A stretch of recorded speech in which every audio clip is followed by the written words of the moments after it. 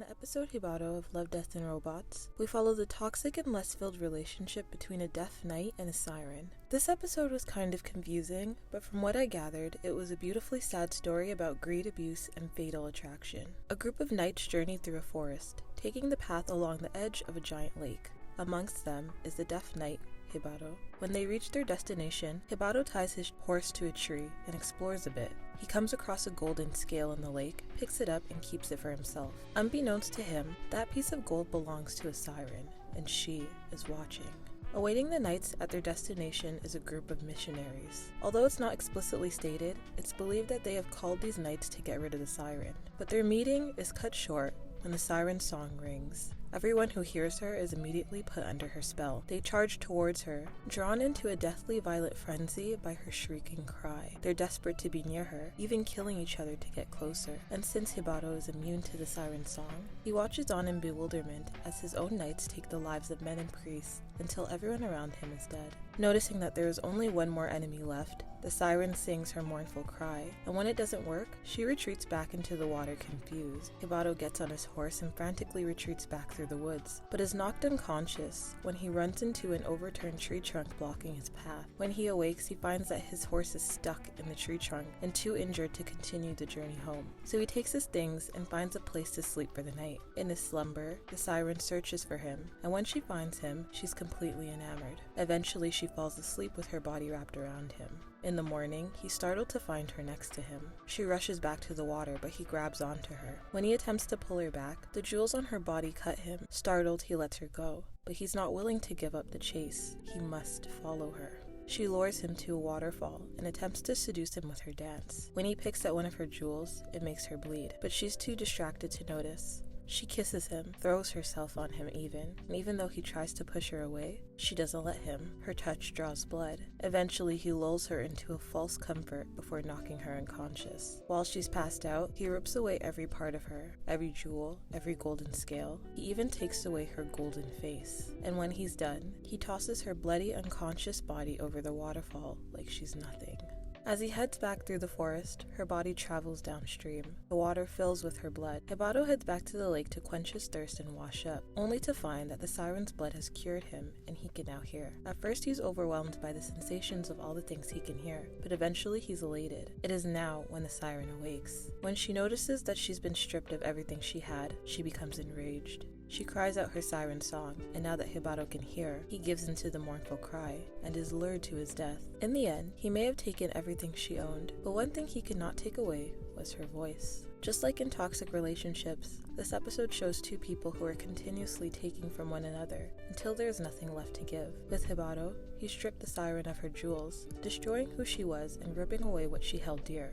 For the siren, she was motivated by her lust, but both Jibaro and the siren were led by their thirst for material gain. This episode can act as a metaphor for toxic relationships. Although we're made to feel sympathy for the siren, both Jibaro and the siren were led by greed and selfishness.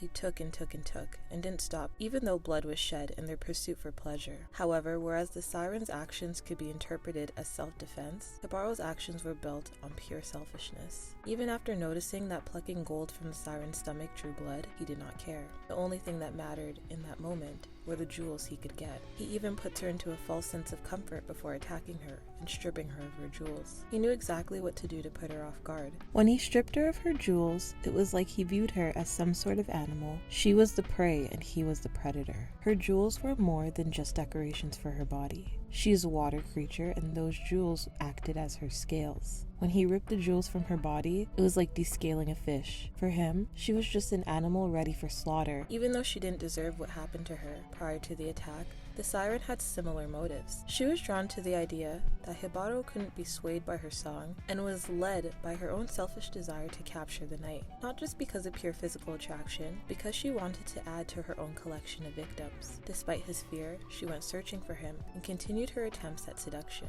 When she kisses him, it draws blood. Yet despite this, she continues her game of lust without caring if it hurt him or not. He pushes her away, but she ignores his attempts to free himself and forces herself on him. Even when he's asleep, she ignores any boundaries because she wants to be close to him without any regard for what he may want. He even runs away from her, but she searches for him out of her own curiosity. And when she continues to try and lure him through the falls, it's clear her motive has always been to take his life, like all the other knights at the bottom of the lake. Just like in toxic relationships, this episode shows two people who are continuously taking from one another until there is nothing left to give. With Jibaro, he stripped the siren of her jewels, destroying who she was and ripping away what she held dear. For the siren, she was motivated by her lust, but both Jibaro and the siren were led by their thirst for material gain. In the end, everything boils down to both sides attempting to defend themselves from the other. The siren defended herself from being picked apart. It's my understanding that most people who go after her are after her jewels, but they don't understand or care that her jewels are a part of her. And if they take that away, they are also stripping away pieces of her. It's no surprise that she will fight to the death to protect them, because if she doesn't, then she will be picked apart and discarded of as if she's not a living, breathing being. Alternatively, the knights and priests believe her to be a murderous monster. We see the power of her song throughout the episode. The ability to lure anyone who can hear her into a violent frenzy is detrimental to the people around her. After seeing the mountain of jewels and gold at the bottom of the lake, it's clear that she had killed many people prior to these events, and continues to add to her list of victims. Perhaps the priests were desperate, and the only way to stop the carnage was to get rid of the source.